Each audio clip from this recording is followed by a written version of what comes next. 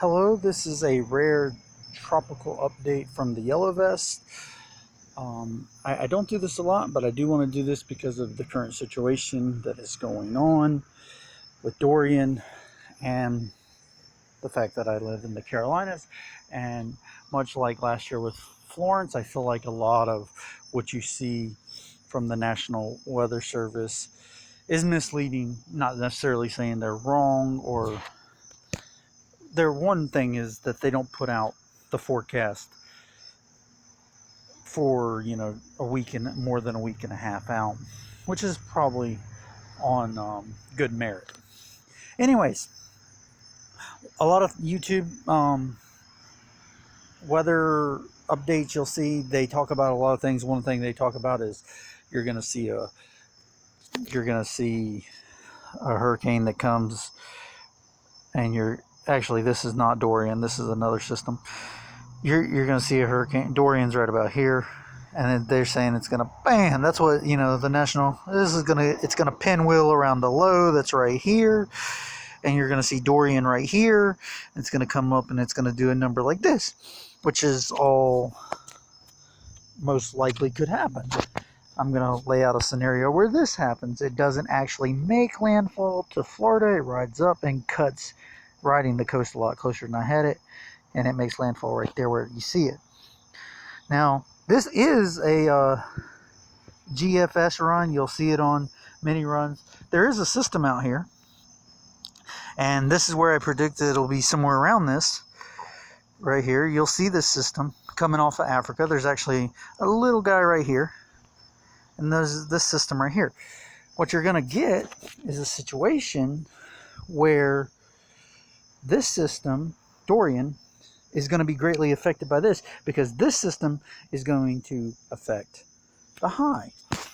Now let's take my little indicator right there. As we put this into motion, we zoom out, you see the second system I was referring to, and this is after it's done its Florida deal. So I'm not necessarily ruling that out, but I am saying I think it could ride the coast of Florida, could ride it up and then get to where it's at. Let's move the indicator back up there, put it in motion a little bit more. This is what I'm talking about. So you see we have the high that is currently right there. This storm is going to push a hole into the high, which is going to make the high, this high, dip hard this way, not this way like a lot of models are showing, which would make the storm slam into Florida. This scenario would ride around the high, pinwheel, which is what storms do, and it'll ride around this storm. But because this hole is being pushed, when the storm is right off the coast of Florida, this is going to push the high in this area. This will push up on the high, forcing the high to dip a little, which at that point the storm will be right in here. Then it'll pinwheel around, and you'll get your situation like that, riding the coast all the way from Florida all the way up, and then it'll pinwheel around and you'll get your typical Bertha, Fran, 90 storm. Bertha and Fran, both North Carolina landfalls, and they pinwheeled around the high that was there. This is what people aren't talking about, and this is so important because this pushes the high and makes it dip, which gives this Dorian the chance to pinwheel around it instead of but there's more to what I'm talking about here. As we continue, we get into this. Now I actually stole this. This is from Tropical Tidbits. He was given his daily thing, and he was talking about this front.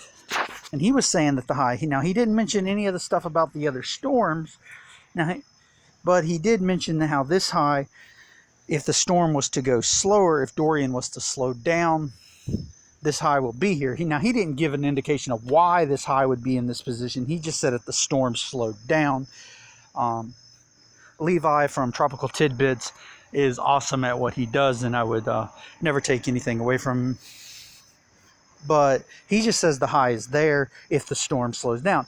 Now, my case scenario is also if the storm slows down, because like he says, if the storm is going faster, you get a scenario where a lot of people have already been talking about, where the storm is here and it comes across Florida and it goes up into the panhandle. And you see a lot of people talking about that scenario. Again, I want to do what they're talking about. That comes across Florida and then goes up in the panhandle.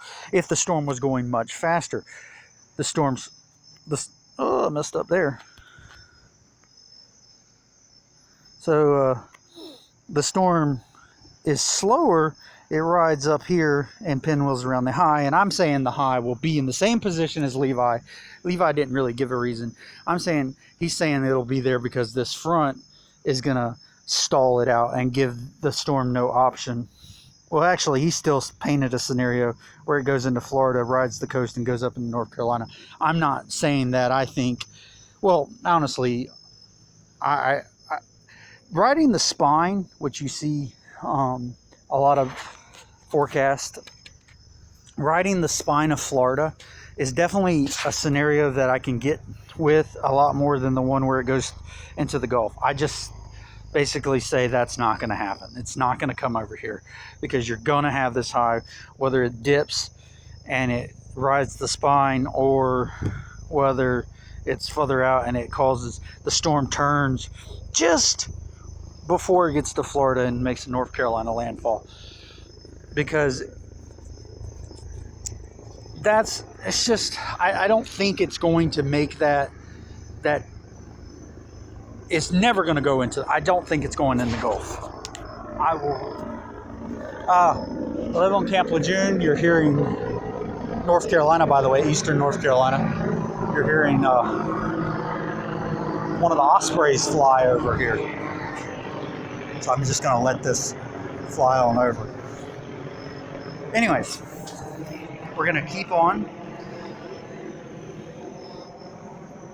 Now, again, we're going to have a scenario where a high is developed right here if the storm slows down. The high is currently is a lot higher here, and there's also another high in this area. And we got a high here and a high here. And I think the storm being slower, definitely for the scenario for the storm to turn, which the storm, all indicators is that the storm is slowing down. It gives more time for this high that I'm talking about to be developed and also to be punched by that other system that's out in the ocean and force the high down in this area. Because when the high gets punched up this way, it's going to force it down this way, and that's when we're going to get this situation where the storm rides around like the pinwheel. Now here's some more ensembles. Now these are after it has. This is like around. We're seeing this where these ensembles are coming up. This is a European ensembles, and this is after like Sunday, around Sunday, where you start seeing it come up the coast.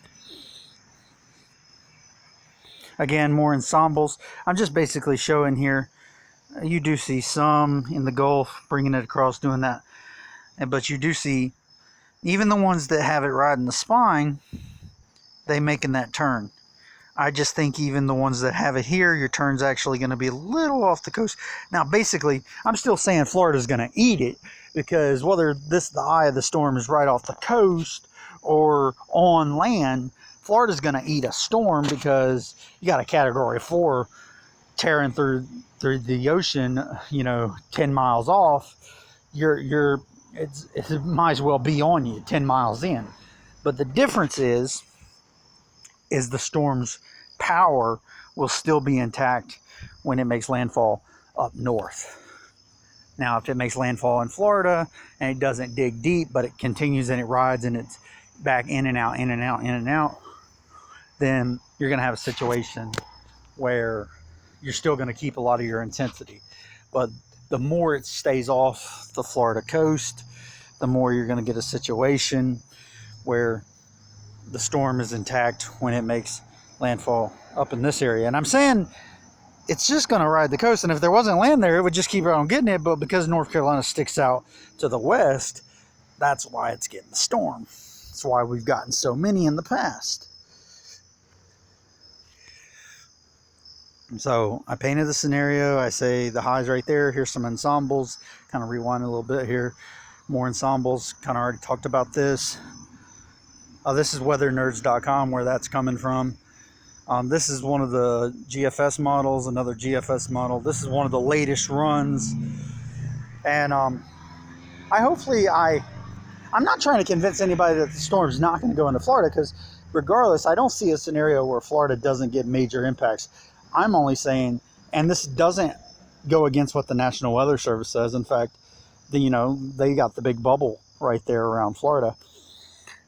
I'm just saying around here that the storm hooks a turn before a landfall. Of course, in their cone, their forecast cone, that's all possible.